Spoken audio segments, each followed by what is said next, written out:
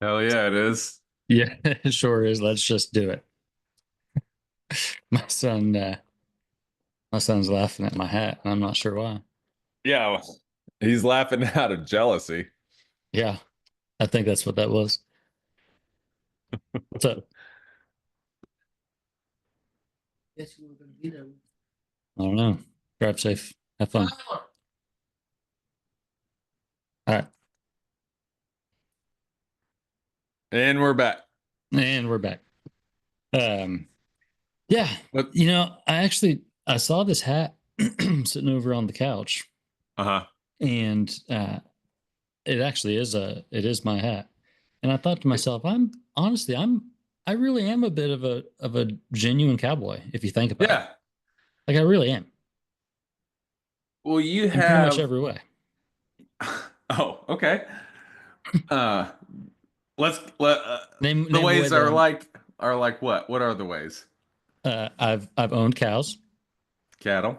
Okay. Okay. You're cowboy, I live so I'm a rancher there, right? right? I've owned cowboy boots since I was a child. Check, check. Uh did you know that I've ridden a bull twice? No, no. I use the term ridden really loosely. Obviously, I've been on the Were your back of. feet off of the ground and you were on Yes, I was in a straddling? chute. Yes, Yeah, yes, twice. you've ridden. Oh, Um, and the chute was opened? yes, yeah, Dang. Woo! yeah. All right. Um, I don't know that there's any other way that you could judge whether someone's a cowboy. I think that I'm the real deal. Yeah, dude, you're more cowboy than me. That's for sure. So I think that I should start wearing this your cowboy hat. The problem is I don't know how to wear it, and so I don't know if it's too big, and I don't know like it's almost like plastic. Is that Now how is cowboy hats are supposed to be? I Or is think this like a there's toy? I'm actually not super familiar. I only have one cowboy hat and it is too big for my head. How much too big? Enough to where it like it never fits level. It always slides back to actually catch any traction. It slides. Okay. I have to get I Like get this? yeah, Like okay. that's the only way it fits on my head. Yeah. Uh, Uh yeah. so I'm not the go-to expert for cowboy hats. That's what I'm saying. I do Okay. own one, but that's as far as my expertise go. Do you remember that time I told the story about I was wearing a campaign hat and the straw campaign hat and the only reason I was wearing it was because it was just absolutely just pouring rain. Like it was a downpour. And so I was wearing my straw hat because I didn't want to get rain on my face. Well, we I responded to a party call with a number of other deputies, and I didn't want to come back, right? So I'm Yeah, reading these kids the riot act, and I am preaching to them the gospel. I'm like, yeah. don't. And I was being cool. I was just like, Do if you you cuss don't, at the kids whenever you're doing it? To like to put extra it stank on it? it No? depends on the vibe. Basically, Hmm. this was, hey, if you be cool, we'll be cool. We don't want to come back out. You don't want us to come back out. Whatever. But I was really laying it down. Well, we came out, and I looked at myself, and I realized that my hat had like taken on a ton of water, and it was droopy. Yeah. It was all droopy, like a flower that had like recently died, like just kind of drooped in all directions. Um, but yeah, that's not going to happen with this because it's plastic. But again, I don't know. It's an adult size, so I don't think it's a toy. I just it's not comfortable. Now, do you actually have a very small head, or does it just appear that way? Because I tell you Um, what, I think it's an optical illusion. Maybe it's because of like I think I have the a normal space. size. I think I have a normal Okay. size head. You I'll know, I tell you think it's yeah. this hat is a 7 1/4, and it's I think it's too small, but I don't know how it's supposed to be worn. Seven Like and it a is quarter, I wouldn't be able to fit in that. I normally wear a 7 3/4.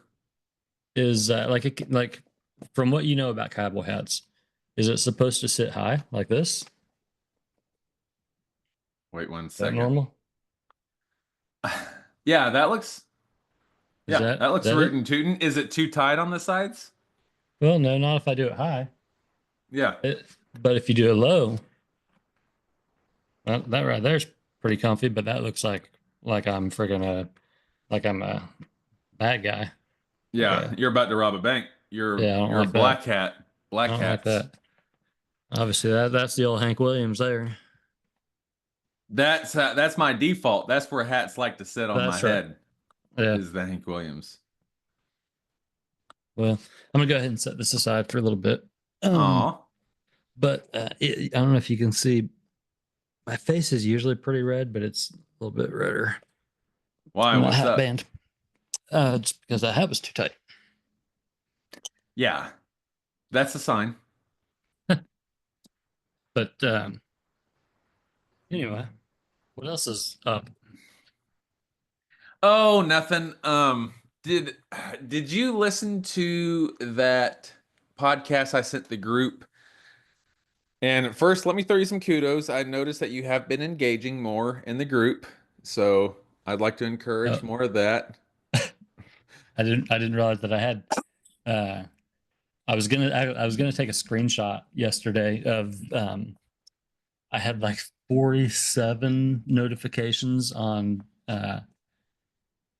of our group chat. No, I don't think it was the chat. I think it was the We have three different group chats with the same people sharing the same thing. right. So I don't remember what platform it was, but there were No. 47 whatever, and I was like, oh jeez. Like so I just kind of like looked at the last three. I have no idea what I missed before. But I do know that again, I shared a funny meme Yeah. that had apparently already been discussed and appreciated. Well, yeah, and it's to the point now to where I'm sorry. I'm just not even gonna call it out anymore. I'm like, yeah, haha, good one. Well, will you? So I guess that just robs me of like of the banter that you initially have, right? So like Yeah, you drop it and you and Teapot are laughing about it, blah blah blah, and then when I come, well, drop that it. juice has already been squeezed. Yeah. Well, yeah. The- not everything has to be liked. Not everything has to be hearted. And That's that's true. something That's true. that's something I tell myself, you know what? It's okay. You can put some stuff out there. Not you don't have to get feedback on everything. Yeah, and sometimes you just gotta spread the positivity, you know. But then Um, sometimes you got to let someone know, like, hey, look five posts up. yeah. Uh, so Joe anyway, Rog yeah, I Joe Rogan podcast with Dave Smith. Did you listen to it, or did you see remind that me I? who remind me who Dave. What was it about? Dave Smith is he's a libertarian podcaster. He's a comedian. He's part of oh shucks Skank Fest, the Legion of Skanks. He's part of the Legion of Skanks, which is like a little comedy troupe, a gang of comics. I don't think I listened to it. Okay. Well, he lays down he's kind of spitting hot fire about the the shortcomings of this administration so far. And he's saying it as a libertarian, and he's even saying it as someone who rallied support for Trump. And for lots of reasons, for a ton of reasons. It wasn't just a one thing. There was lots of, that he points out pretty well in this. Like it wasn't just the border, but the border was a pretty big part. And there was a lot of good ones. And to give credit where credit is due, the borders the borders locked up so much where I think from by reports that people have like they're stopping or at least significantly slowing down the attempts. Even the attempted crossings have significantly slowed just because like Really? hey, they got the Marines and the National Guard up there. Yeah, because they for real have the Marines and the National Guard augmenting Border Patrol.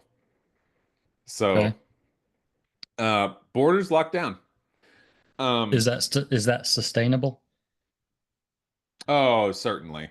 I think that's pretty easily done because he gave money to the Border Patrol in his last term. Um, yeah, he gave money to the Border Patrol in his last term, and they were increasing their size. And as soon as Biden came in, he yanked all that money out of there and sold all the fence pieces that had already been put up for pennies on the dollar. And so the Border Patrol lost all that funding. Well, Trump is just going to give them the budget that they had last time, where they will eventually have the numbers, but these guys have to go through background, the whole hiring process. And as someone who's gone through a federal law enforcement hiring process, it can take a year at least before Yeah. you get to the academy. It can be a year. Yeah. So in that time, he's having Marines and National Guard augment Border Patrol.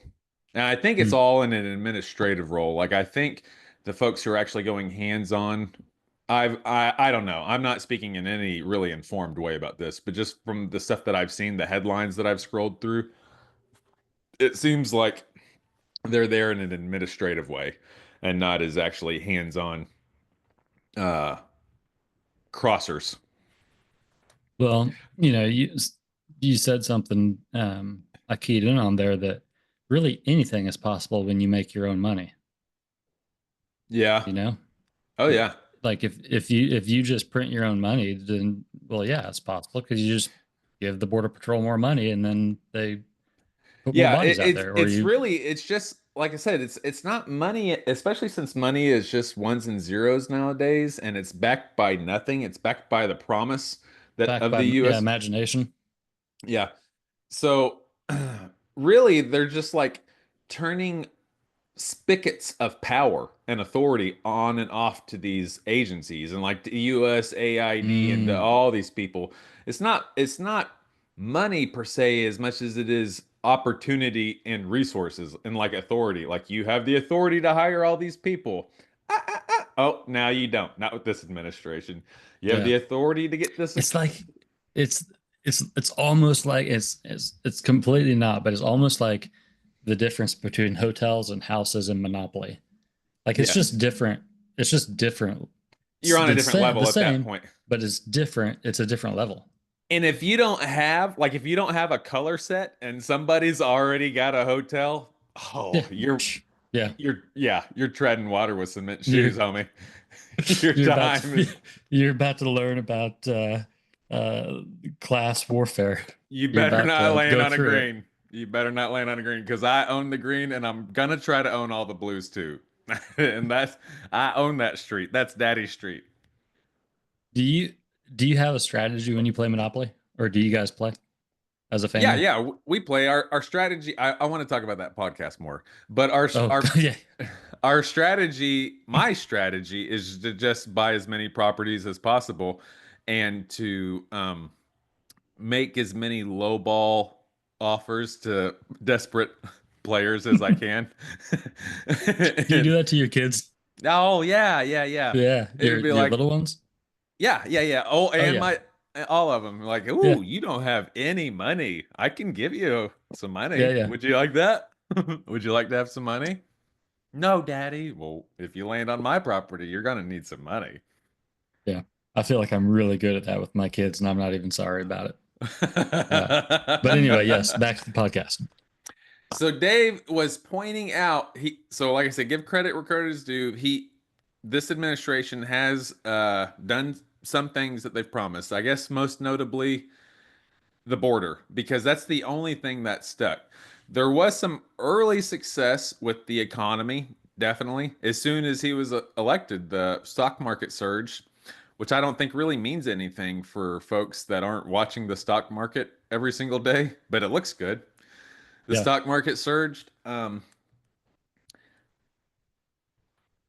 But now that one of the things that I'm going to pull up later is the stocks plunged like 2,200 points because China's retaliating on these tariffs and the yeah. stock market is scared. And these tariffs, I mean, the thing that we were afraid, like, hopefully he's playing this 4D chess. Like, he's got a plan. We're not going to go through a recession. Kind of looking like we're about to, we'll see. That's not Same. working out so well. Um, So yeah, the border's good. Economy's not doesn't look so great. Uh, we're close to provoking Russia ourselves, like the U.S. outside of Ukraine, and Ukraine ceasefire really never went into effect, and even the agreements that were in place are falling apart. Same thing with Israel. There's no Palestinians really to beat up anymore, but that hasn't stopped them from starting their campaign, their bombing campaign again because of whatever reason.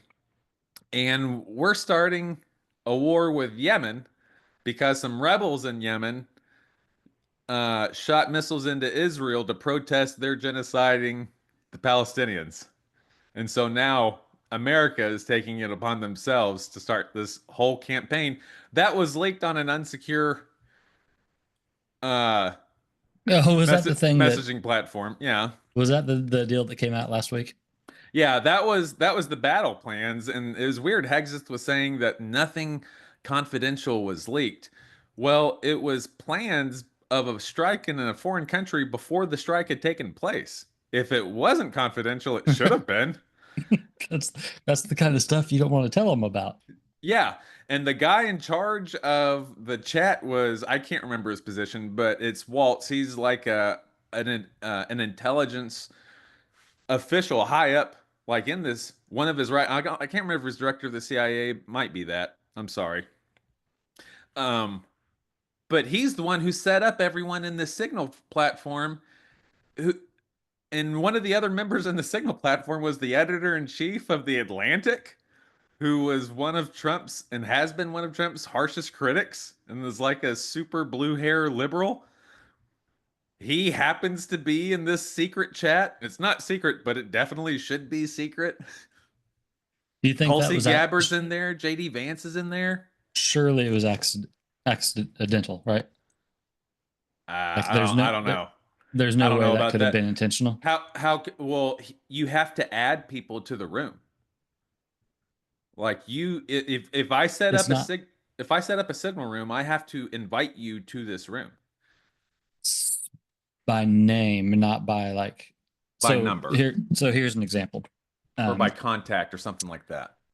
Several years ago, I was responsible for setting up a pretty big search warrant with Oh. involving a number of agencies and DEA and all that kind of stuff. And as the case, I don't remember if I was an agent or I don't remember if I was a detective or deputy, but either way, I sent out information like suspect information. Like this is Hmm. who we're looking for. This is the address we're going to. This is what we're looking for. Blah blah blah. Send it out to this big group chat. Everybody's like, check, check, check. Roger, Roger. Who's this? I, you know, I pull him aside to a separate conversation, and he's like, yeah, no, this is so and so. I'm like, sorry, like it was a wrong number, right? Yeah. The guy who used to have that number doesn't have that number anymore, and now this is Sure. just a random citizen who's getting a a photo of this guy's all this guy's information, where he lives, where when we're going to hit his house, like what we're all this kind of stuff. Could it be something like that? Yes, it could have been.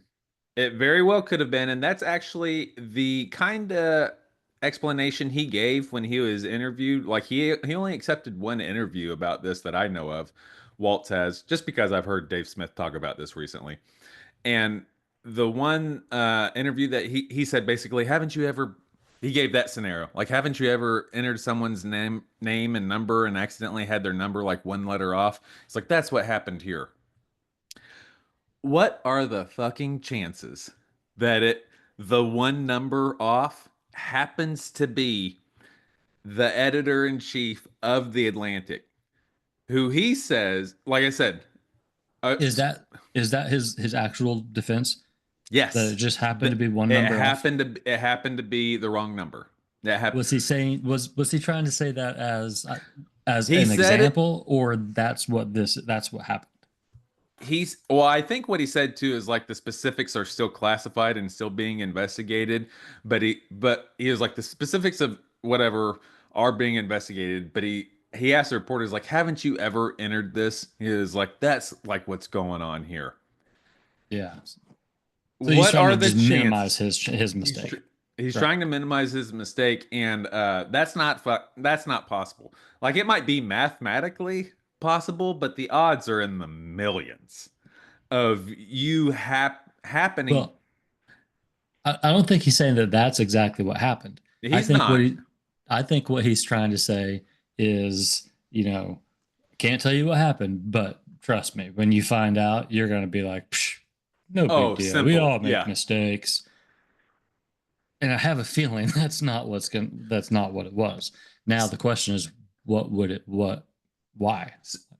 I think this was an inside job, and I think Waltz set him up for failure. I think this is an implosion from the inside. Um, Oh, okay. because in the same interview, she asked him if he's had any relationship with this editor, and he says, "No, I've never met him." She says, "You've never been with this person?" He says, "No, I've never been in the same thing or been in the same room." Fast forward, they immediately pull up pictures of these two guys together at functions, like at cocktails and stuff at the same table, smiling for pictures. Why do people do that? Like, what would possess him to say that? Ego. Yeah, I mean, it's ego. He thinks he's always been the smartest person in the room. You don't get to a position like this without being having a strong ego and getting away with a lot of stuff, a lot of tomfoolery that other people have been caught in for. So you don't think you can get caught. Yeah, yeah, but listen, there is absolutely zero way that you're gonna that it's not gonna get brought up. It's not You know what gonna. I mean? Yes. There's no way that photos aren't Oh gonna man, what surface. was our pal, the fire breather senator from Florida that was the first Trump's first pick for attorney general, but then we Matt Gates. Oh yeah, yeah, yeah. He was sexing and drugging some 17-year-olds or Come on, man. allegedly. Allegedly, Like but that's gonna come up. you know it is. You know it And do is. that and do that. Who does the background check? I Like, mean, surely, presumably the Secret Service, but you like know, how do you not? elected officials are tricky because in Kansas there was some jurisdictions I've heard from other judges where like a farmer can just run for judge and be elected of this township judge, and he normally a judge is a tried and true litigator. You know what I mean? They've Right. either been a Oh, well, I think you have defensive. to have a law degree, don't you? Yeah, for I think any high official for high court you do or any type of I think substantive court, but like I thought even for district judge you had to. out in western Kansas and some of these podunk towns, it's Jerry ran for it, so Jerry's gonna be the town magistrate. He ran for Yeah. magistrate and he won. He's the town magistrate. Okay. So I think so like that with well, we know there's examples that we can list or we can Google of people who aren't qualified for like a secret clearance or for people who aren't qualified to own handguns because of domestic violence or because of convicted felonies that are elected officials. Like President Obama had ties with some of the Weather Underground leadership in Chicago, and they were I think their thing was they blew up like post offices and police stations back in the 70s as they were like a Black Panther. I don't know if they were Black Panther, but they were a black militant protest group, the Weather Underground. Yeah. And uh, Barack Obama, I think then senator, had even endorsements from these people. Something Ericon, or I'm mispronouncing his name, but the name is right here. It's like something Ericon or Ericon. Yeah, that's I'm always suspicious of that though. When Your dad was a people, biker and then he turned into a cop. I'm always suspicious of when like ties that I may have to someone. So if I've got a campaign, if I've got I'm running a Kobe. presidential or congressional whatever, a major campaign, I need a lot of money. That thing is fueled by money. Money. I'm Money going to be wins campaigns. taking, yep, I'm going to be taking donations from basically everybody. Now, hopefully, somebody on my staff will investigate to make sure, like, the Johnson Trust isn't like a what Neo-Nazi. some sort Yeah. of white power group. Yeah. whatever. But beyond that, like I'm just gonna accept money, and if you want a picture and a handshake, here we go. So I'm a little bit like when I'm curious how connected people are when they say there's a connection. Like, is Right. he actually connected to it, or did he just take a check? And you know, in some places and in like some communities, you're gonna have to kiss the ring. Like I imagine a young Republican coming up in Wichita area, like some if there's some bright and shining star in Wichita area, Yeah, I can he's think of got one. he's gonna have to shake the hands of the Cokes, at least at a function. Yeah, You know what I mean? yeah, He's gonna have to say, "Hey, my name's Billy. Nice to meet you." yeah, Even if that's all that it is, he's gonna have to kiss that ring. If yeah. because they are a worldwide power player and they are Wichita. Now, what does that mean though to introduce yourself and like does that necessarily? It's not a bad thing. No, Like, no. does that what exactly are you submitting to by introducing yourself to them? You know, potentially nothing. Is it on all surface level it could be nothing, but we don't know what's going on in that back room, especially when, I don't want to, but like when Charles Koch says, "Hey, little bright shining star, I like what you're doing here. You're saying a lot of good things." He's like, uh, but with this NAFTA stuff, whatever it is, with this trade, with these shipping routes, I'm gonna need these to stay open and tariff free. Okay? And he's like, I think however that conversation goes Yeah, down, and it's yeah, yeah, probably nothing even like that. But it's like, hey, our interests are aligned. It's maybe something as innocent as that. Our interests are aligned. Like, oh, I want to see what his interests are. Oh, he does international shipping. I'm gonna make sure I'm looking out for my pal. yeah, And there might not even be anything explicitly said, you know? There might not be yeah, anything explicitly said, but I'm just looking out for my pal because he writes them checks every 4 years that I need. yeah, yeah. And the power, power isn't cheap, and bills got to be paid, and debt's got to be paid, and all that kind of stuff. And I And get the that. average income of a U.S. senator is 175,000, which is pretty dang good. But you realize these people are worth like $240 million. So, do you think that? Do you think? I think I asked this before. I don't remember what you said, so I'm gonna That ask shouldn't again. stop you. Don't let it slow you down. Or I'm complete. Honestly, I'm completely checked out of the news. I'm completely checked out of politics. Ever since, uh, ever since I found out about the CIA being involved in all of that kind of stuff. Oh no. Honestly, like Yeah. I'm just like, what? Don't care. Like, I don't trust any of it. Don't care. It's all a big scam. However, um, let's just pretend like we had technical difficulties. Okay. We'll have you say we're back. And we're back. We're Woo! back. There's the technicals are spotty around here. Sorry, folks. We got had some technical Tech difficulties. We're back. technical fouls.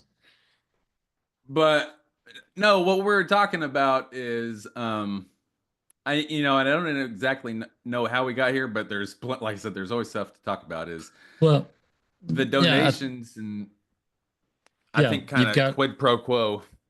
yeah, power ain't cheap, and you got to pay for it. And if you want to be if you want to be a successful politician, you've got to know the right people, and Well, you've and got to that's a get the right tale. donations.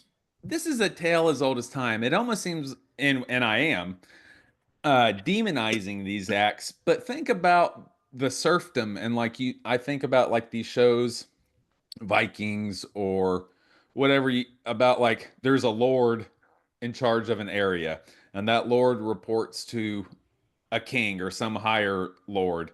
Well, the king has to keep his lords happy. So he wants to be like, no, we're not going to go to war with the Saxons. That's stupid. But he's like, well, I have to keep Lord Elrond happy. And with the Dumbledores, I got to make sure that he does. So I'm going to you got to make your people happy. That's a tale as old as time.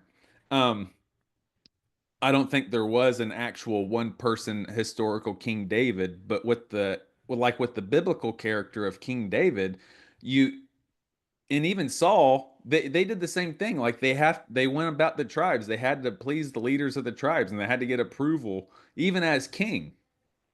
Definitely, with the prophets, you got to keep the prophets happy or else God will turn on you. The prophets here is APAC because APAC is the one who keeps the lights on. Black Rock Vanguard State Street. And so Yeah.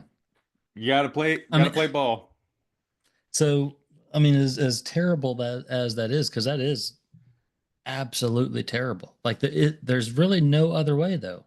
Do you get to a point where you can make honest change without it?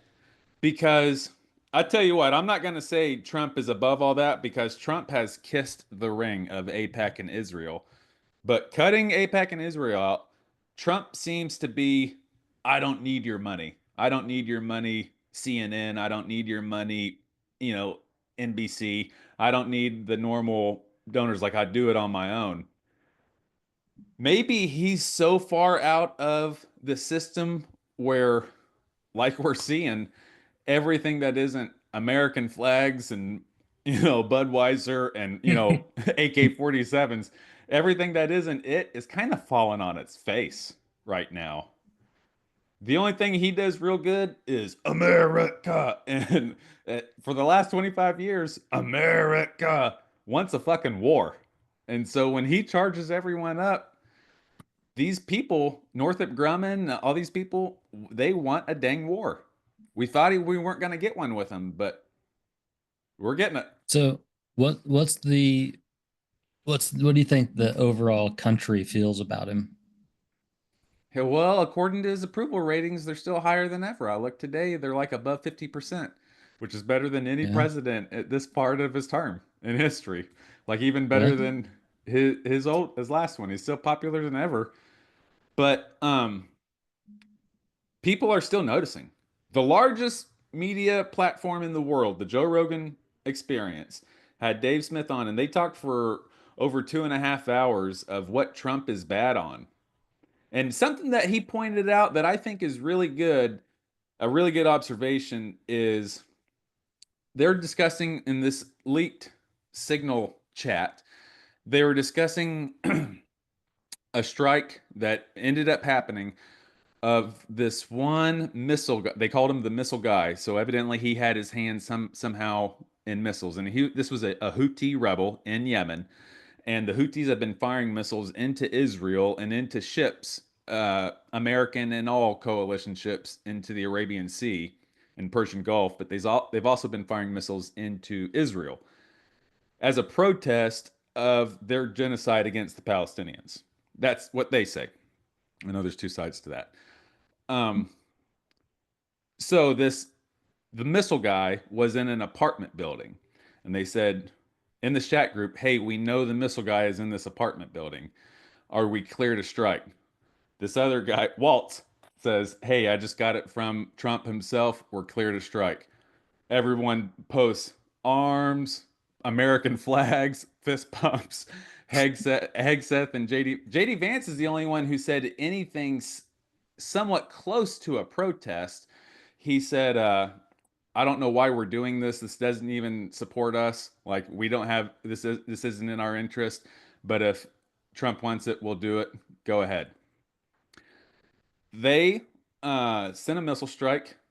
Like after this was leaked, they sent a missile strike and leveled out this building, an apartment's worth of people, presumably, definitely many dozens, maybe hundreds of women, children, people who weren't the missile families. guy were just evaporated, just smushed and became Where? Where? in Yemen. Okay. Uh, this was all carried out by people who profess themselves as Christians and who profess themselves as Christ followers. Tulsi Gabbard, she's actually a Hindu, but Hegseth, he's all about Christ. He has a Christ tattoo on him. That was his white national tattoo, and he said, "No, it's not a white national tattoo. It's a Christian soldier tattoo. He's a Christ Well, follower." well, religion aside, what was the missile guy there? I don't know. I don't know if it's confirmed. They're gonna have to, and how it would work. I don't know about how it works in like Yemen, but like if this would have happened in Afghanistan, there would be someone sent out to do a battle damage assessment to try to identify something, try to take some biometrics, and in a strike like that, a lot of times there's nothing to confirm, and so they just assume that he's dead. That's like why one of Bin Laden's sons was assumed dead because there was a strike carried on out on him. They weren't able to confirm it, so they just said, "Yeah, he's dead." I think that's Why one of the things that would happen here. why would you not just put like an assassin on him? Or why would you not just send a team and just shoot him? Well, why Why are we why worried about this at all? it, yes, yes, So they but talk why are we about going to that destroy an entire town? because putting boots on the ground is an actual invasion. And somehow, boots on the ground, an actual U.S. troop invasion, they think would have worse optics than a Patriot missile strike leveling an entire, at least a building, maybe quarter of a city block. But back to your point, It's yeah. cool because they're not Why do we Christian. care? They're Muslim and they're attacking God's real people, Israel. And so the question is, why do we care? And that's because Israel wants us to. That's I, we care on behalf of Israel. Is that what it is? I'm Or gonna share my screen because I'm gonna talk about something that's gonna sound. Actually, I'm gonna finish this thought, then we're gonna take a break and we're gonna be back. I'm gonna share my screen. We're gonna talk about the 7 countries in 5 years plan by a four-star general that was leaked in 2000. We're back. Okay, so this is retired four-star General Wesley Clark. So, Clayton, where are you getting these crazy conspiracy theories? This is a four-star general who is in charge now, of Central Command. Go ahead. now, from your experience, okay, this from your firsthand experience and knowledge, and um, yeah, Sure. what does it take to get to sitting in his seat right there? Like, what has he done, good and bad? It a minimum of 30 years of dedicating his life, like no baseball games for the kids, no wife, probably multiple marriages, probably some estranged children, probably missed his parents' funeral or like some close family members' funerals. I say that because spending 30, at least 30 years, and he was probably closer to like 40 before he retired, but 30 years of country and mission above all does something to you, right? Right. Okay, Now, I got you now.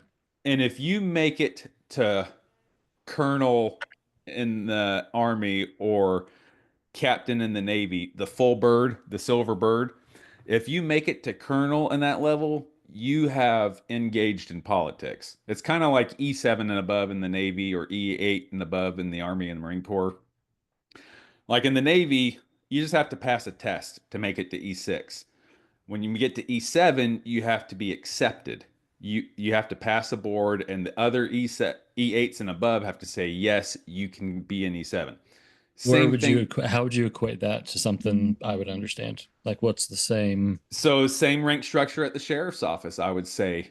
I would say like up to you can make it to a sergeant definitely, and I'm sure there's names that are flooding your mind. You can make it to a sergeant by being a real cop, by, what I mean, by playing by the rules, playing by policy, and what I mean, not being a total jerk, but still chasing crime and still, trying to beat the streets and still trying to believe in the mission. You can make it to a Right. sergeant and be like that. But to make it to lieutenant, you have to, in my experience and from my third person view, it seemed like to make it lieutenant, you had to have an actual relationship with the hires. Yeah, I 100% agree with that. That's a good And assessment. it just gets deeper and deeper beyond that. Like, okay, now Okay, you're here because we say you're here. You're one of the trusted ones. We gotcha. and Okay. when you get into this room, hey, I know it you from E1 to E6, you did it like that. Well, guess what? This is E7 now. And we do So things what a kind little bit different. what kinds of decisions has he made? Like, so he's been in the smoky rooms with who? Yes. Like, Okay, well, also, deciding so what? you have to realize he got to four-star general, which is the highest one can go since World War II. It's like there were a handful of 5 stars around World War II, but that's just like World War scenarios. Like there has to be a European commander. That's why the 5 star rank was invented. But besides those really exigent circumstances, 4 stars is as high as you can go. He has topped out. He Does it had matter what branch? no, no, not at this point. Is when you get stars, you're I'll get tell it to you like this. Like in the military, a warrant officer is not a is kind of getting in the weeds, but a warrant officer is different than a commissioned officer, even though they are commissioned. And I'm probably going to butcher this, so sorry for I'm not explaining this totally correct. But the gist of it is a warrant officer is not like a regular flag officer. Yeah, not like a regular flag officer. They have been enlisted. They've probably been a chief or definitely an E6 in the past. They know how to play the game. A captain or like the commanding officer cannot fire a warrant officer. He's untouchable to the point where only I know some warrant officers that are in Leavenworth or a former warrant officer that's in Leavenworth right now, but he had to be sent there by Congress. So, like a military tribunal can convict a warrant officer, but they can't take his rank. They can't bust him down. They can't imprison him. Congress has to take his rank because Congress is who gives warrant officers their authority. They're not a regular flag officer. They're definitely not enlisted. They're almost like this untouchable other. Is that intentional to serve as like some sort of a like? Do they serve the purpose of keeping the captain in check at all? Yes. So, like, a warrant officer can never be a commanding officer because he's not a flag officer. He'll never be. I think a highest a warrant officer can go is technically a colonel, but even then, you don't see him above. You don't. Well, that's kind. I'm kind of convoluting warrant officer and limited duty officer, but in practice, they're the same thing. You can only go so high. You can never be a commanding officer, but you have just as much authority as a commanding officer. So, like a reactor officer is usually a flag officer, but they can be a limited duty officer like this. So like Okay. on an aircraft carrier, there can be a colonel or the equivalent of a colonel, a captain, a full bird that's in charge of just engineering, and he's the same rank as the commanding officer. And the commanding officer will tell him like, "Hey, I need the reactors at 30%." Well, if it's not safe to run the reactors at 30%, I'm sorry, I should have muted my mic. He can tell the captain no. He can tell like a colonel, like the equivalent colonel, no, because Now, he's an untouchable. He can be fired and replaced, but he won't be losing his pay or rank. yeah, I mean, I'm thinking about colonels that I've served under, Hmm. and I'm just trying to like. There's no way that they would like it. That they would be the same type. Like it wouldn't trans. It doesn't translate to me. Like a colonel that you're talking about is just a much more. It's the Uh, same thing, but just to a much more magnitude of like the colonel of an aircraft carrier is in charge of 5,000 people. The colonel of the sheriff's office or a colonel in the sheriff's office is in charge of what? Uh, like a branch of the sheriff's office. They're technically like an under yeah, sheriff kind of. Like one yeah, would be in charge of the jail, one would be in charge of right, patrol, right, patrol. one's in charge of admin. Yeah, I guess that makes sense. Just to a much grander scale. Yeah, So, exactly. Just to the so higher this guy, multitude. so this guy would have. I mean, would he be calling airstrikes? Would he be Yes. making deals of who This dies and guy who? has bodies. More importantly, this guy knows the complex because he's at the top of the complex. He's the Okay. one who brings Lockheed Martin's contract to the Senate floor, or he's the Now, one and tells these Congress members to approve Lockheed Martin's deal. so is he necessarily then a like is he and I know this We're this spending a calls lot of for time on it. It's cool.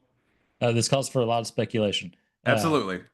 is is he like an operative for the industrial complex? Or Definitely, but I don't think he would imagine himself at that as that. And I uh, think you would have a lot of people saying no, he's a true believer. And I think he probably thinks himself as a true believer, unknowing that he's just a giant cog, a very important Patsy? cog, but yeah, just a giant patsy. So Interesting. let's cut through some of this. This guy, he's going to talk about a meeting he had with a former staffer once he retired and he was going to visit the Pentagon after 9/11 happened, and one of his staffers came up to him and said, "Sir, did you hear about the plan?" And he said, "I imagine we're going to war." And he goes, "Yeah, we're going to war." And he said, "With Afghanistan, right?" I heard it was this is before it was even official that it was Hold on, pause. Afghanistan. What time frame is this? 2001. This is right after 9/11. Okay, He's going to tell the story of the conversation he had right after 9/11. gotcha. Hopefully, I can cut that out. And it is, yeah, it's before even it's official that the hijackers, the Saudi hijackers, came from Afghanistan. It is even before that. Yeah, because 9/11 really didn't have anything to do with Afghanistan. But anyway, um, he lays out how as soon as 9/11 happened, not saying that they absolutely not throwing out the wild conspiracy that 9/11 was an inside job, but since 9/11 did happen, they 1000% use that. And this is a four-star general. This is not a conspiracy theory. This is a four-star general about to tell you how they use that as the excuse to go after 7 countries in 5 years. The only country that we haven't been to war with that's on this list is Iran. And just like in his last Boy. term, Trump really wants a fight with Iran. Yeah. Yeah, He we really really wants a want to fight. fight Iran. The Houthis are an Iran militant group. We're starting our campaign against Iran. All right, let's hear it. General Wesley Clark. Right after 9/11, about 10 days after 9/11, I went through the Pentagon and Rumsfeld and How do I turn the volume up? Deputy Secretary. Can you pause real quick? Who is he telling this? Like, what's the audience and why is he telling it? Is he bragging or is he confessing? So since his retirement, I really need to adjust the volume. Since Maybe your master volume. Yeah, well, I did this last time. It's man, I might have to cut this out. Here we go. Since his departure from the military service, he's become a talking head on. So like he's been a consultant. I'm sure he's gotten checks from like think tanks, but he's tried to put himself into like a talking head position on these news companies. Like he's one of the generals you'll often see on Fox and on MSNBC and on CNN. But he's definitely taken a left, and he always has, to his credit. I don't think he's changed, but he's been a more liberal guy. Like he's a traditional Democrat guy, kind of like true blue military industrial Democrat. Okay. And so he's a company man, but he's talking to a crowd, I think, trying to give his disapproval or almost his shock. Well, you're going to see his shock of the conversation he had. Like, I can't believe we're going to use this 9/11 as justification to go to war with Iran. Iran had nothing to do with 9/11. And they're like, I know, sir, but it's crazy. The people on the Joint Staff who used to work for me, and one of the generals called me in. He said, "Sir, you got to come in. You got to come in and talk to me a second." I said, "Well, you're too busy." He said, "No." He says, "We've made the decision. We're going to war with Iraq." This was on or about the 20th of September. I said, "We're going to war with Iraq. Why?" He said, "I don't know." He said, "I guess they don't know what else to do." So I said, "Well, did they find some information connecting Saddam to Al-Qaeda?" He said, No. He says, "There's nothing new that way. They just made the decision to go to war with Iraq." He said, "I guess it's like we don't know what to do about terrorists, but we've got a good military and we can take down governments." And he said, "I guess if Sure the hell can. the only tool you have is a hammer, every problem has to look like a nail." So I came back to see him a few weeks later, and by that time we were bombing in Afghanistan. I said, "Are we still going to war with Iraq?" And he said, "Oh, it's worse than that. He said, he reached over on his desk, he picked up a piece of paper, and he said, I just got this down from upstairs, meaning the Secretary of Defense's office today, and he said, this is a memo that describes how we're going to take out 7 countries in 5 years, starting with Iraq and then Syria, Lebanon, Libya, Somalia, Sudan, and finishing off Iran. That's the I one. said, is it classified? He said, yes, sir.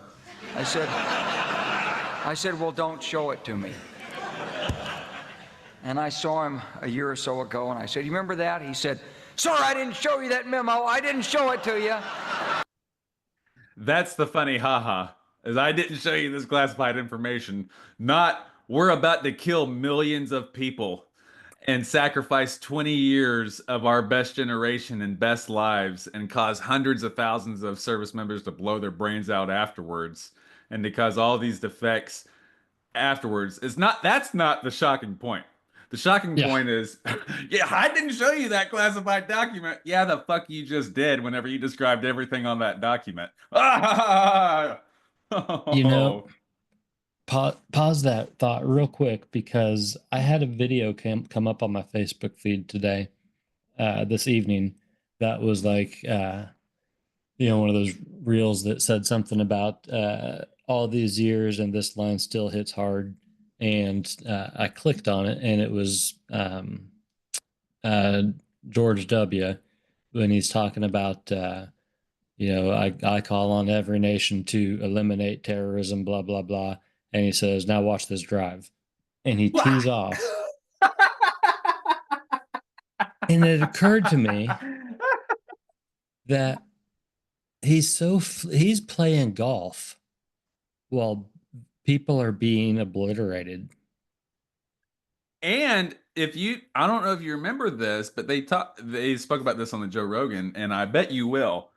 When 9/11 happened, they even said it on the news that Dick Cheney is in a bunker. Dick Cheney was in the bunker, but old GW was out there on the front stage, giving his nightly conferences and giving his pep talks. And yeah, we're going to get him. So who was more important? And why was it even so important that you had to say so on the news? Like if it was the threat, if Dick Cheney did have a credible threat to his life, you'd think he'd want to keep that secret. Like, yeah, put him in the bunker and fucking keep him there and don't say a word. Yeah, don't tell anybody where he is. But they said he's in the bunker.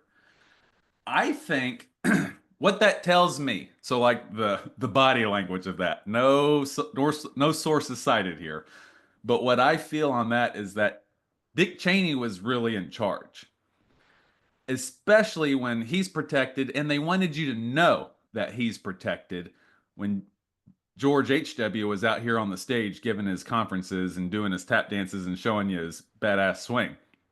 Also, who got the no-bid contracts to rebuild Iraq, Afghanistan, Somalia, all these countries that we obliterated on that list?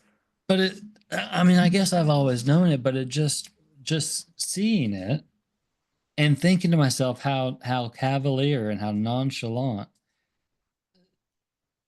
our politicians are about war. You know what I mean?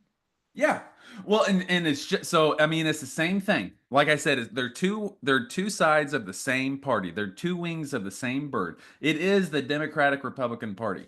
This is Democracy Now! This is a traditional, like, left-leaning, smart media broadcast network. They're bashing on them for their military-industrial complex, out of control, like going haywire, like, we're gonna unleash the U.S. military. This is a disgrace. And they're not even addressing the catastrophic, monstrous loss of life. And it's just a different world. I mean, maybe I have a particular bone, and I will always go back to this, but just the cost of suffering to the service members, the people who were there and their families, and the ones who come back and can't cope and got addicted to meth and are either in crime or on the street and their brains are fried because no one can understand the baby that they saw blown to pieces in Fallujah because this guy saw a memo. They're on the list. 9/11 happened. Iraq. Sure, Iraq. Yeah. Yeah. Now watch this Watch this drive. Let me show you something I've been working on. Yeah. It's I don't even. It's kind of mind blowing to even consider it. Well, something to remember is that we voted for a change. We voted for less of this. Yeah, we voted for the border, and that is true. I did vote for a border. I also voted for an end to definitely not to offend anyone, but an end to the woke insanity. Like I am 1,000% accepting of all, but I don't want this guy's opinion, just like I don't want anyone's opinion forced onto me where I have to comply. And what I mean is, like, we're trying. I speak as someone coming from the right and coming from a more conservative, like, I'm trying to be progressive and I'm trying to be accepting, but not everyone's cool with seeing that, with seeing the cross dressers read to the kids. Sure, there's some baggage. Not everyone's cool seeing the transitioned woman that used to be a man, that is still genetically a man with the shoulders and the skeleton, breaking all these college records, NCAA records against these women swimmers. And he's, a foot and a half taller and has a wide stroke. And he was a mediocre male swimmer, but now he's a record setting gold medalist college swimmer. Not everyone's cool with that. And so one of the things I voted for was an end to that. I kind of got off on a trail on that. My bad. We will a secure border, a good economy, an end to the woke craziness, and an end to the bloodshed. I don't care about Ukraine and Russia to the point where it's not Ukraine and Russia, but I don't want anyone dying anywhere. I don't want a needless war anywhere. He promised he could end Ukraine. He promised he could end the Israel fiasco. Those two things are falling to pieces. They're still going, and we're starting new wars. So the only way that you could, let's think about this. So it's all about power, right? Sure. And power, I don't know that power is I don't know that power is created or whatever. I think it's just moves around, like energy. What it seems to me is that Trump thought he was going to come in with his big balls and tell people what to do, and maybe they're not responding like he thought they would. Maybe he's not. Maybe he doesn't have the authority he thought he did, and maybe he doesn't have the authority he did his last term. Time. I don't know. Yeah. But I don't even know. Like, what's the latest in Russia and Ukraine? Are they still with each other? Yeah, they're at war, and that's escalating. The Russians are rejecting the U.S. peace talks, and Zelensky never really fully accepted the peace talks, but he kind of acted like he didn't have a choice in the matter, which, let's be honest, he doesn't. What's the real deal there between Putin and Zelensky? Like, what are they? What's the real? Well, I mean, I tell you. So Zelensky is a CIA plant, and that's not a conspiracy theory. That's the Maidan Revolution in 2008 with Obama, but it finished up in 2014 with Obama. The U.S. government, which means he's there to do our bidding, or he's the one that we prefer. He's the one that we picked, literally, like by name. There's a leaked phone call with one of the former CIA directors is this female. I can't remember her name, but she also had a relationship with the director of the USAID, where it was a phone call on picking the new government of Ukraine. Like it was. Okay. But again, is he like somebody? You can't confirm that because that's the stuff that wouldn't even be on the records. Like we can't say he's our puppet. Like we're giving him X amount of dollars. Yeah. Okay. Well, what do you think though? What's what we can say is that we absolutely put him in there, and we know that every Democratic and Republican administration has been getting closer to putting NATO on the border with Russia, even after Bush one promised that we wouldn't, and Reagan promised that we wouldn't. That's why the Eastern Bloc fell. That's why the Soviet Union dissolved. One of the conditions of that was that NATO wasn't going to advance to a border nation of Russia. Well, now NATO's in every border nation of Russia except for Ukraine. And Russia was like, hey, it's exactly like if Russia picked the government of Canada and Mexico and then put Russian military bases in Canada and Mexico. They're feeling the exact same anxiety that we would feel. I'm not saying they're the good guys. I'm just saying it's a human condition to not be okay with that. Yeah. And so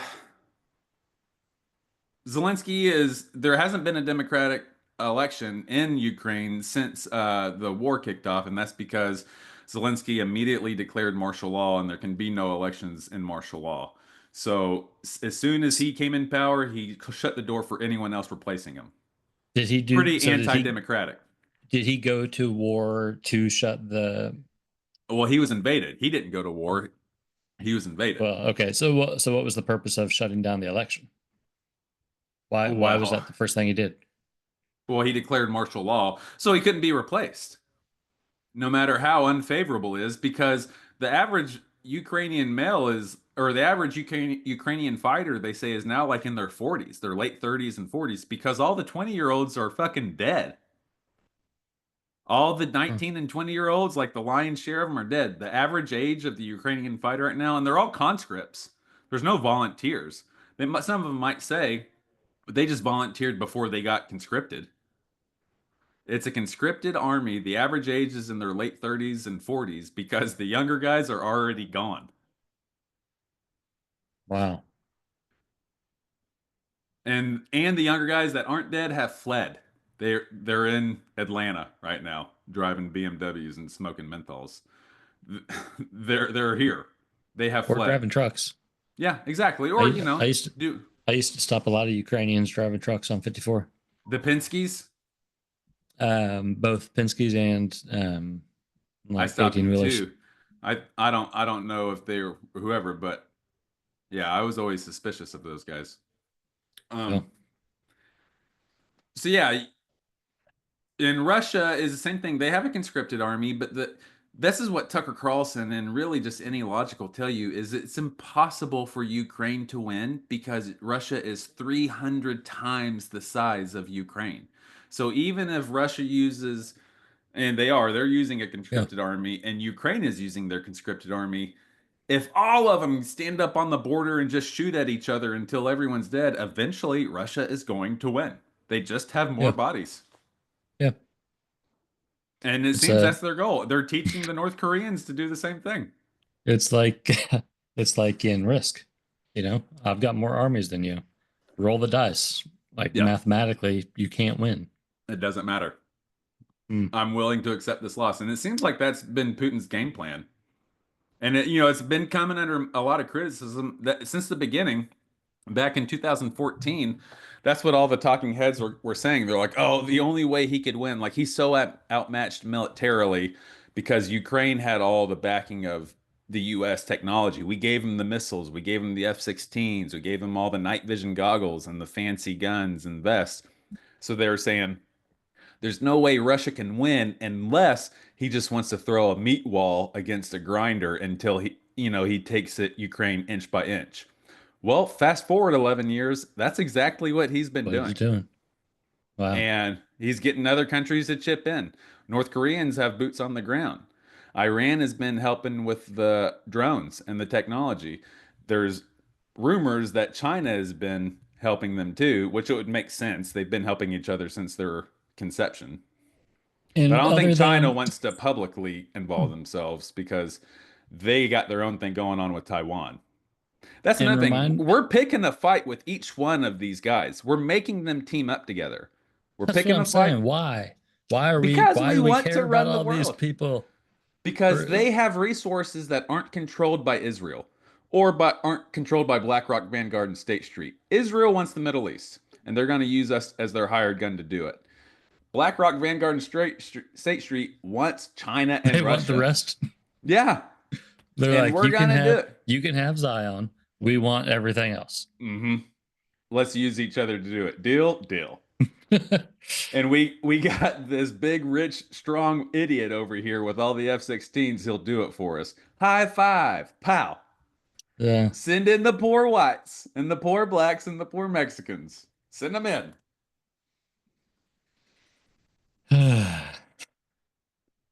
and let them come back and raise kids that are going to be the next generation. Hmm. So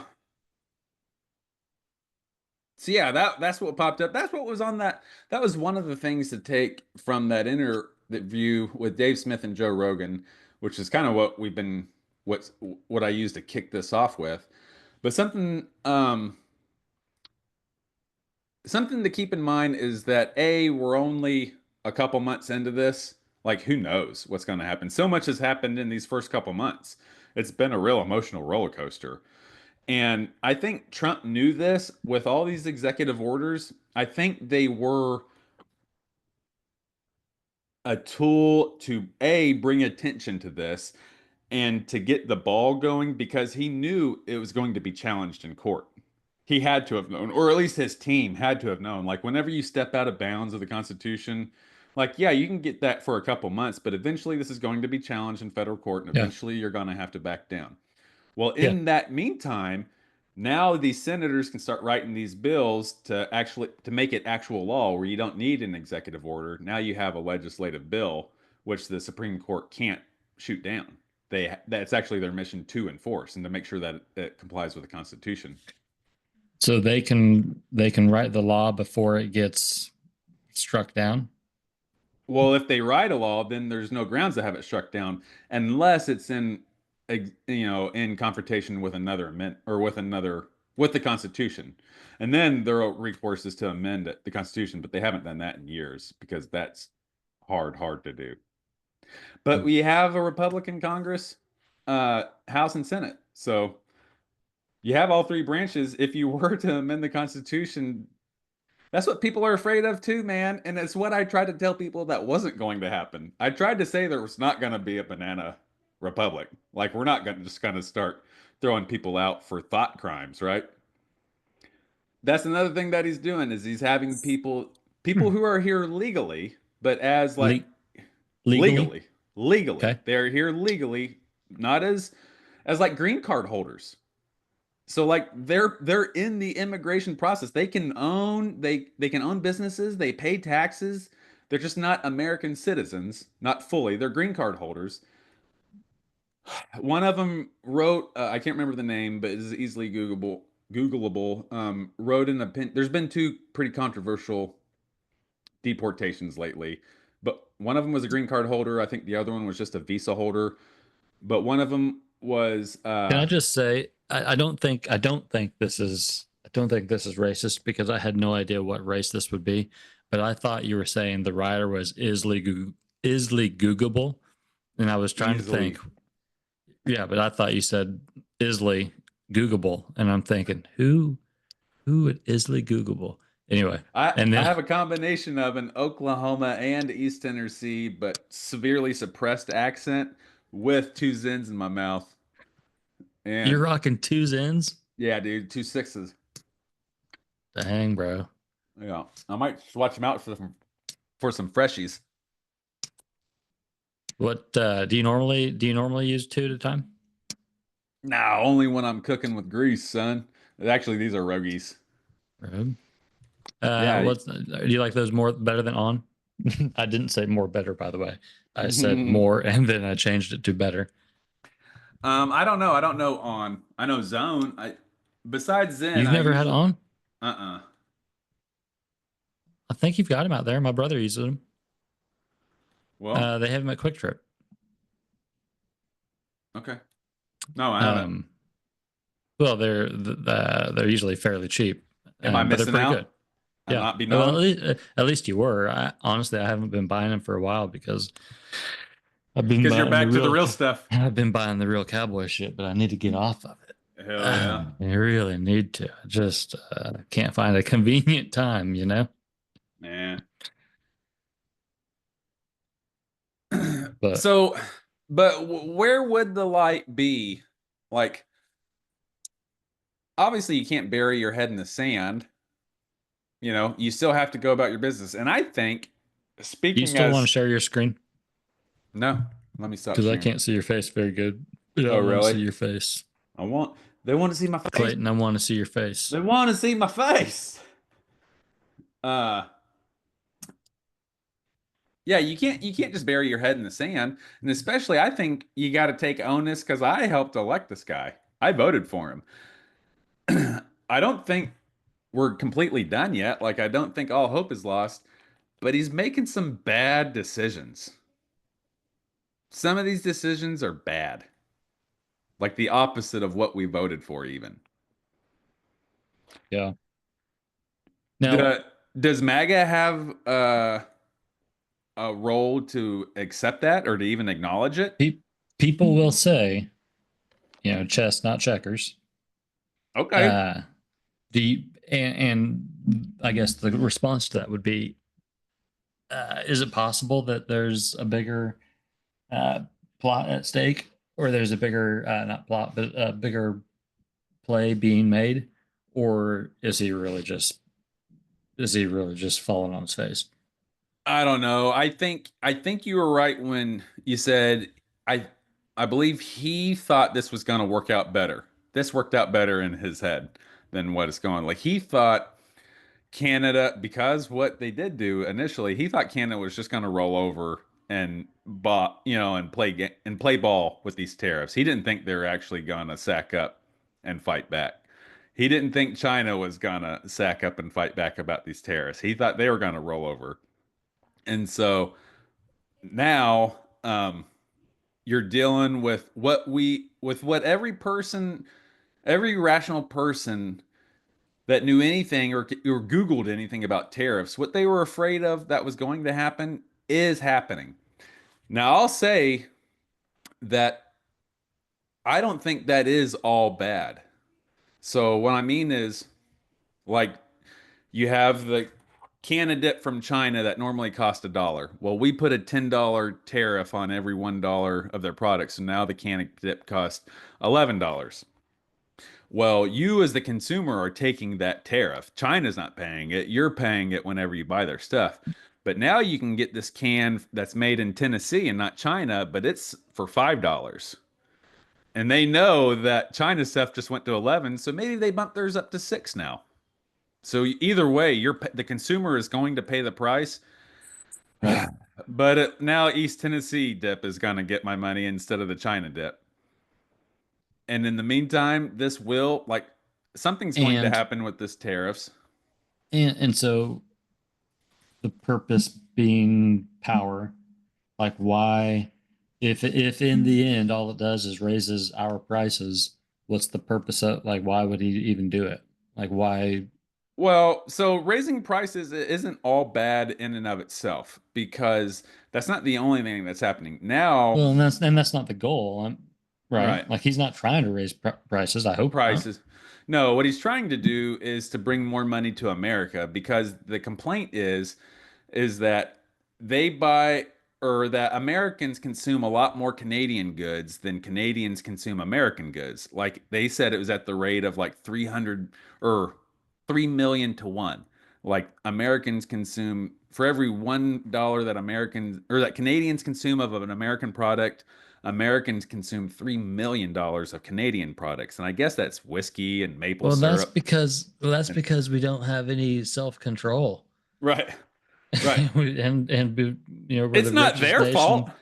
Yeah, we're the richest nation on earth, and we like syrup. We're fat asses, Well, and we like whiskey, and Canadian whiskey specifically.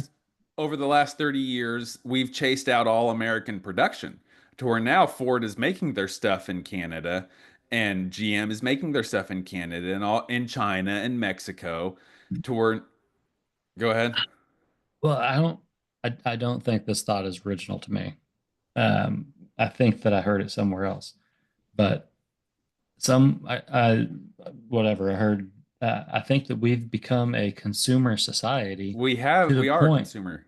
yeah, like that, to the point where like everything is pushed out, We've and we can outsourced only bring everything. in, yeah, because all we do is, and it's not only as a nation, but like as individuals, as families, we just consume. That's what And we do. so these tariffs are an attempt to right that course, to bring production back to America. The problem is in the short time, the real short time pain that you're going to see now is it doesn't happen instantaneously. because there's not an American option to all these Canadian and Mexican and Chinese shit that we're buying. There's not an American cell phone like the iPhone. The iPhone has to be made in China because of US regulations on our own production stuff. You got to make it other places. Same thing with these solar panels. Like the Well, chemical. but also, wouldn't it be significantly cheaper to have it made there? Or is that Sure. just Yeah, okay? it is because they have slave labor. They have free slave labor there, and they have nets to prevent people from killing themselves jumping off the top of their slave buildings. Um, so So yeah, if I wanted to, I hope this ice crunching isn't. Let's do some ASMR.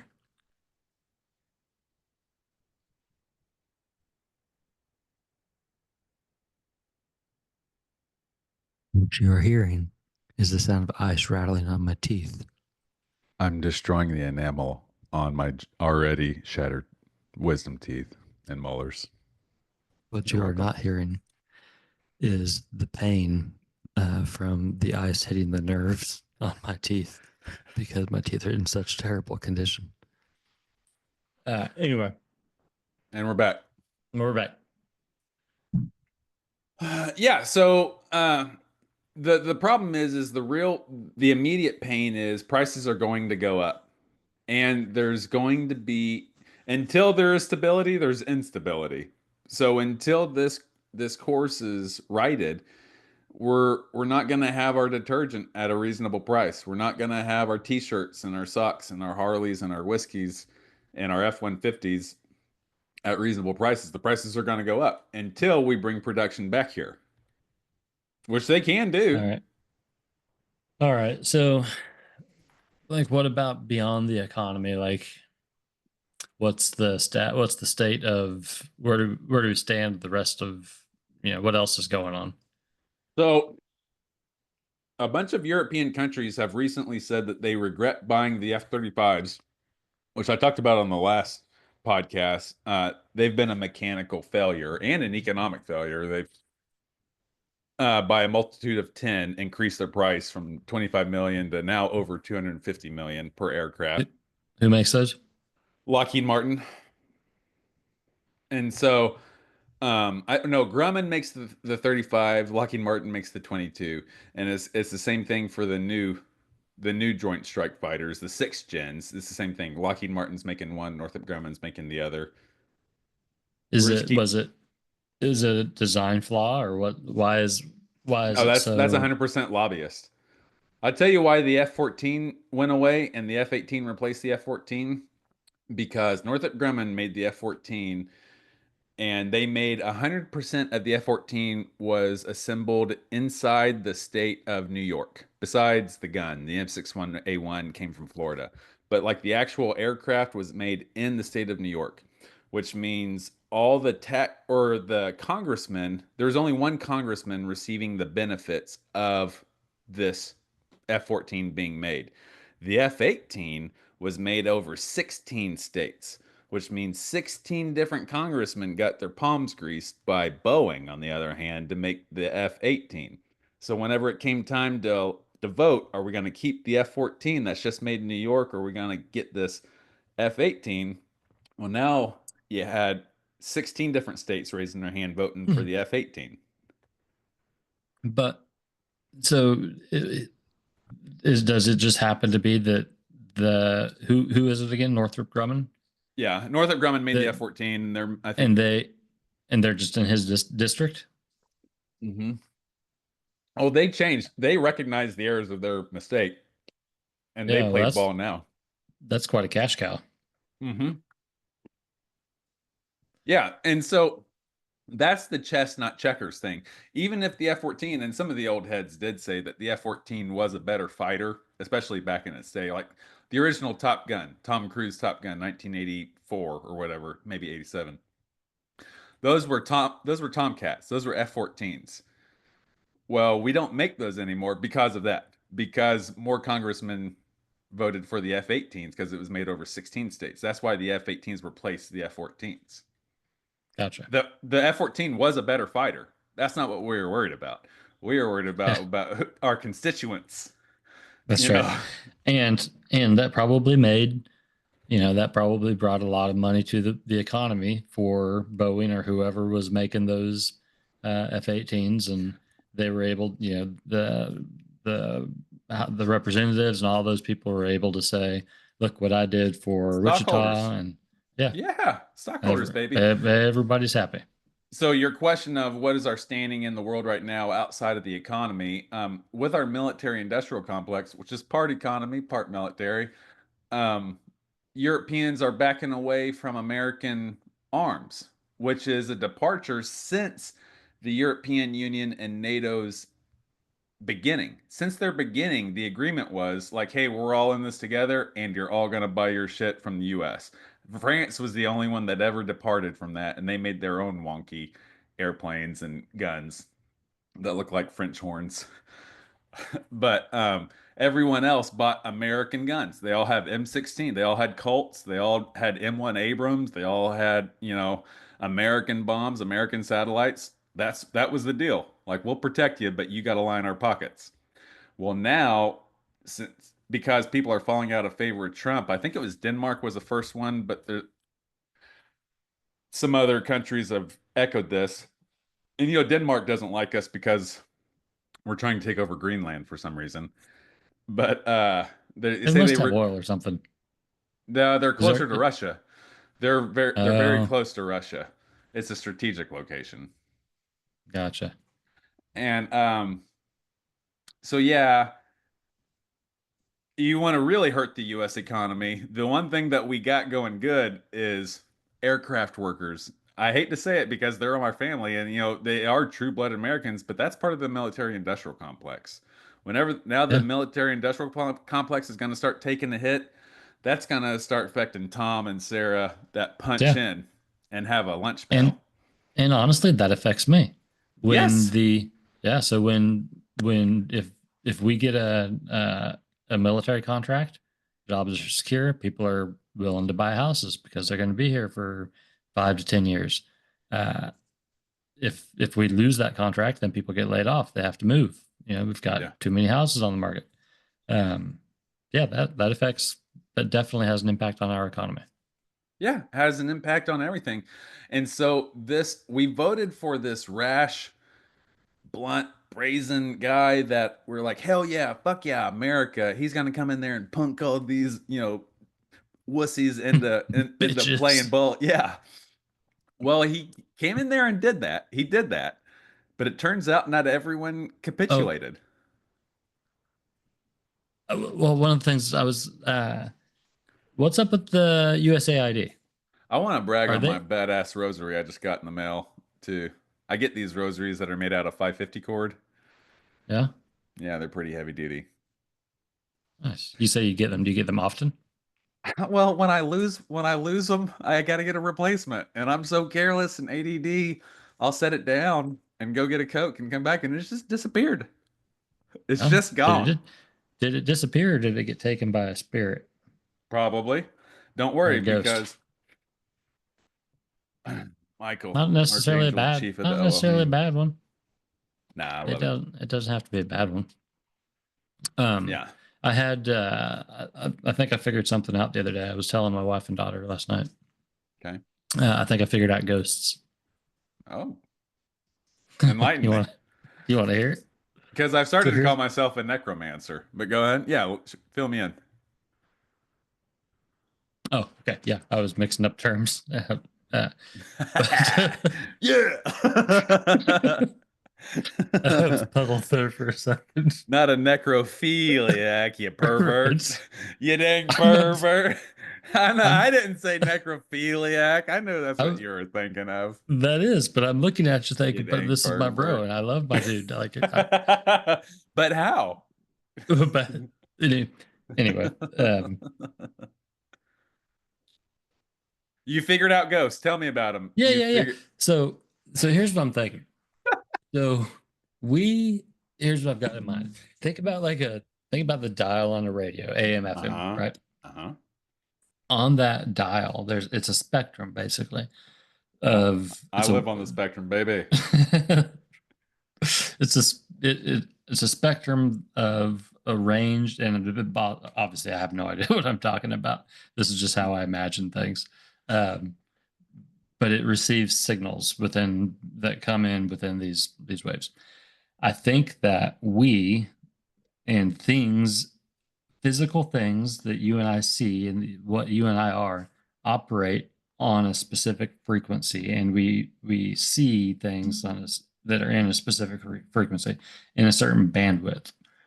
And I suspect that ghosts or spirits or the dead are operating on a different bandwidth. Yes. Right? Yeah. But I was talking to my wife about this today. Yeah. And so, and even with that, there's something, I think there's a connection somehow with friends and family, like close friends and family, who can sometimes have, be states away, having similar thoughts and conversations. When you're tuned in to each other. When you're tuned in. And I think that some people maybe are like more attuned to, maybe their bandwidth is wider, or they can, they've got they're just on a different frequency. What was the bait? That's a pretty good example too, because I gotta ask, what was you had VHS, or what was the other option? AM and was FM. It beta? Nope. Was it beta? I'm going back to the video. Okay. Was it beta? Betamax? Yeah, Betamax. Okay. Yeah. So like some people have a Betamax machine where like they can actually perceive things that other people can't because they don't have beta. Yeah. Anyway, go ahead. No, that's good. I was gonna say that the frequency thing is good too, because like there's not a right and a wrong channel. Like 96.5 isn't better than 107.3 just because 107.3 plays R&B and 90, whatever plays hard rock. It's just a different channel. Like one's not better than the other. So to say like, oh, you're not into ghosts is because you're not on my wavelength, bro. Well, yeah, that's actually pretty good. You're not on the same frequency. You're not on the same channel. Yeah. That's not a right or a wrong thing. Yeah, well, and that's the same with, I think you could even say that's the same with like some people you're not religious. Cool, no problem. Like that's not your thing. Like you and don't I wonder how this relates to ghosts, because what's cool about the difference with AM and FM specifically is FM is frequency modulation, which means the signal is the same no matter where the receiver is. So like if that's why you have to be close to the broadcaster in order to pick up FM channels. Oh, okay. Yeah. Because the frequency never changes no matter where the receiver is. So it means you have to be close in order to get this frequency. 96.3 is different in Wichita than it is Tulsa. Right. Yeah, because they have a different transmitter. Okay. Yeah. Amplitude modulation, however, changes within your proximity to the broadcaster, which means the sound waves compress the closer they get to you. So like why on an AM, whenever you're far away from the channel, or even when you're cruising through the channels, you hear that and welcome, like you hear it winding up and winding down. That's because you're getting closer to the signal, to the broadcaster, and so that makes the signal stronger. And even that, both of those are radio waves. Like we're describing, like you turn on a machine and you hear music. Mm-hmm. Even that operates on two totally different theories of sound wave. One is a constant source. So this is like the virtues, what it means, the things, the universal truths. Stealing is wrong, hitting, hurting a person, hurting property. That's constant. No matter what language, no matter where you are, that signal is not going to change. Then you get to amplitude modulation, which not everyone listens to AM channels. It's usually grainy Pentecostal sermons or, or Chuck Norris. No, Chuck Norris? On Coast to Coast. Yeah. Coast to Coast AM. What was his name? Chuck Norris. Art Bell was one of them. Yeah. But I know he wasn't the main one. I have his book I found the other day. I was gonna flex and brag about it. Is Worker of the Light. I used to love listening to that program. But yeah, But with amplitude modulation, it changes by how close you are to the signal, and it has different channels even on that. So this is actually really deep and kind of far out. If you so like whenever I so like with FM, me and you are on the same frequency. No matter what we are, these truths we're channeled into the same frequency. AM, whenever I'm close to you, it's a different hang. Like whenever me and you are in the same room, like the last time we hung out, we threw a football and told jokes. You know what I mean? We didn't have any agenda. It was just that's an experience. We can do 1,000 podcasts and never have that AM experience. That's just a different thing. So with Ghost, you're going to have the spirit of Russ with you in your heart, no matter where you are. You're always going to be able to tap into that. But if you hang out with your sister and she does something that just like your dad used to do, well, now you're closer to the signal. You're closer to the source. And you go to an old house, you go to an old church, and you get goosebumps. I remember seeing my dad walk through that door. Yeah, homie, you're close to the source. That's something different than tapping into I remember what he would have said in this moment. No, this is different. And yeah, and kind of like even with AM and FM frequencies, you can get a rudimentary knowledge. Like you can explain everything that I just explained to you by spending an hour or two on YouTube. You can go become an engineer and be able to talk about this, at length.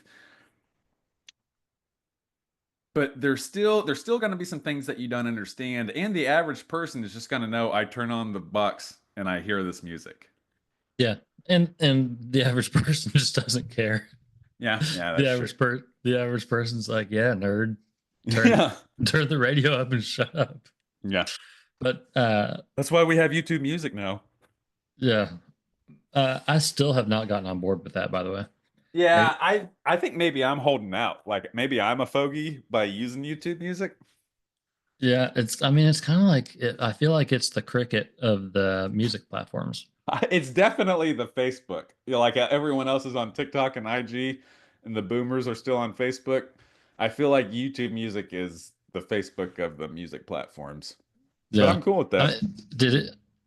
I mean, is it like as music platforms, is it generally considered a failure, or like do No, it's people not a failure. I blast it all the time. do normal people use it? Like I said, I blast it all the time. So yeah, and I'm the definition of normal. Right, Mom? See?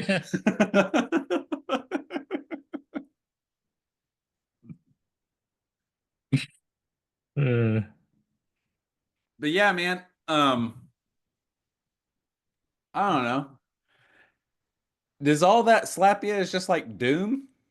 Because I hope that's not, but I almost fear that's the vibe I'm getting from it. You're like, it's just all hopeless. I mean, it does. It does strike me as to some degree, to some degree, it strikes me as doom.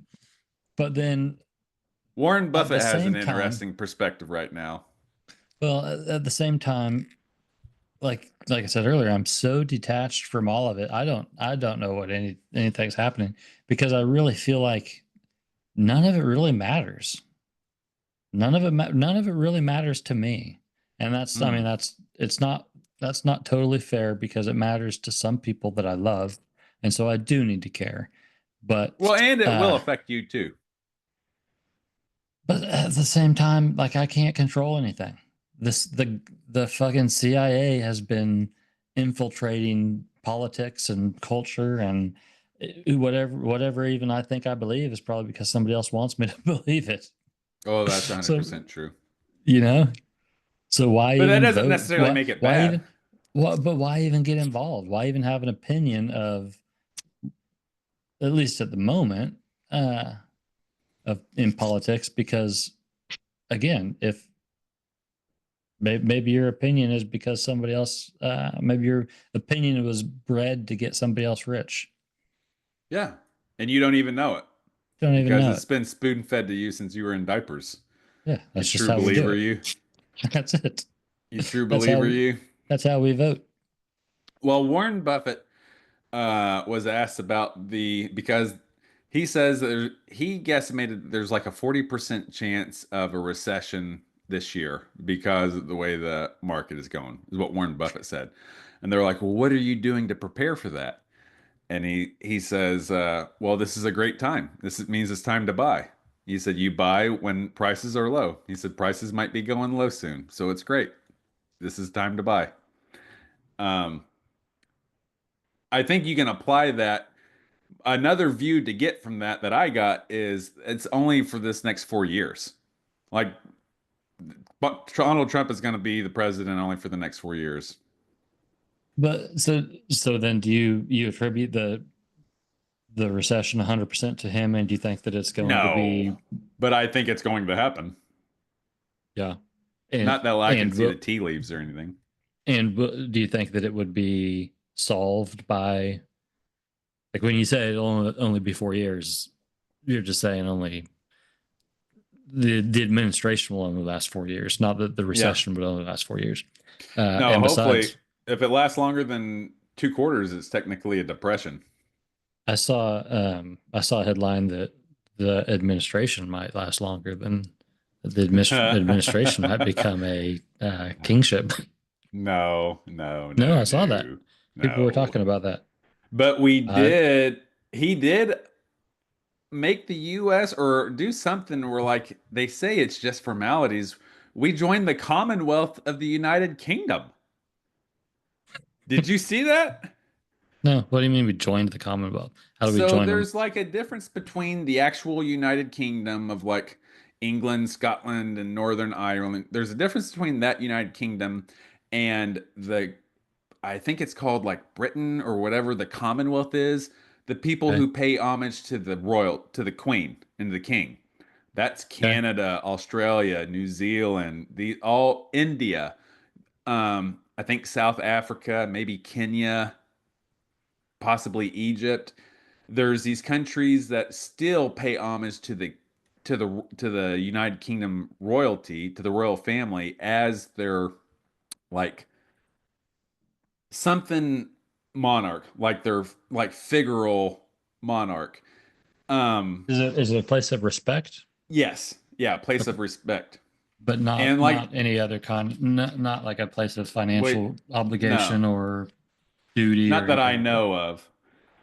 But and like I said, historically, this has been countries that may have got their independence, like India and South Africa and Canada, but still, at one point, they were a colony of the United Kingdom. Like historically, they were part of the United Kingdom, so that's why they still tip their hat to the crown.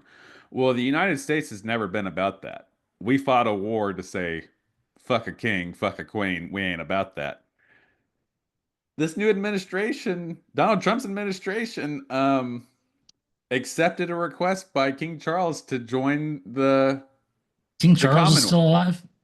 Yeah, hell yeah, he Is is. he like 130? No, he He's was got to be banging pretty old. Diana.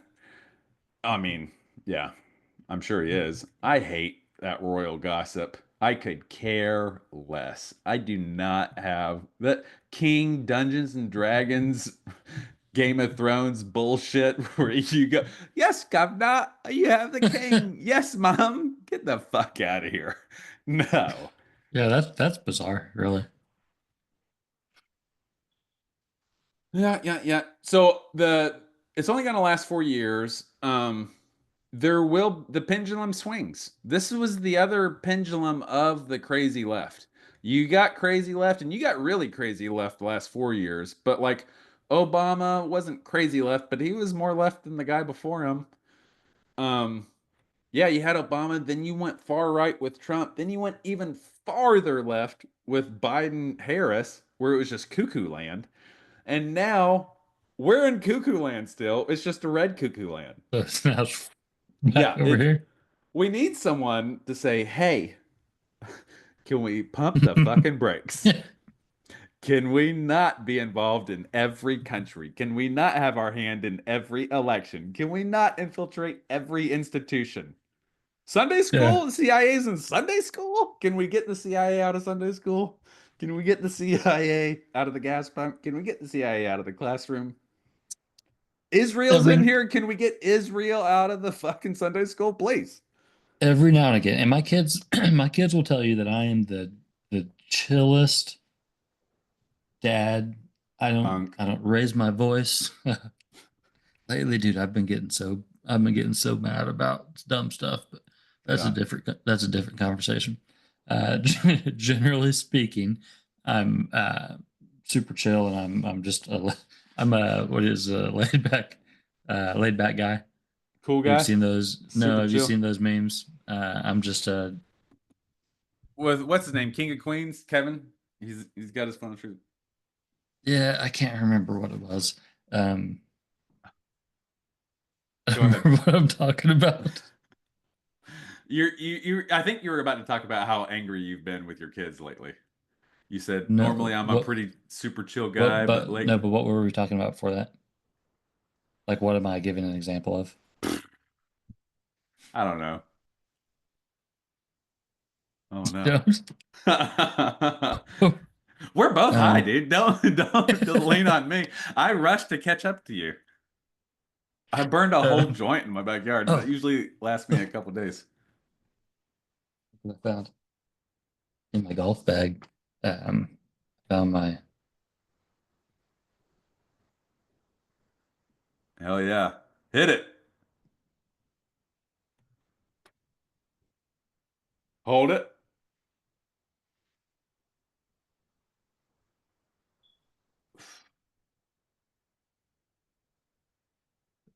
That wasn't much. Wasn't much. So, dude, That's uh, we might be done with the podcast. I don't know, but we're about to make a big old move. when. We're closing on the 18th, and I think we're gonna start moving between now and then. I already told my landlord that we're done, and so May is the last payment for my rent. I'm glad Nice. about that. Hopefully, I'm getting a Let security me deposit back. let me stop recording. Okay.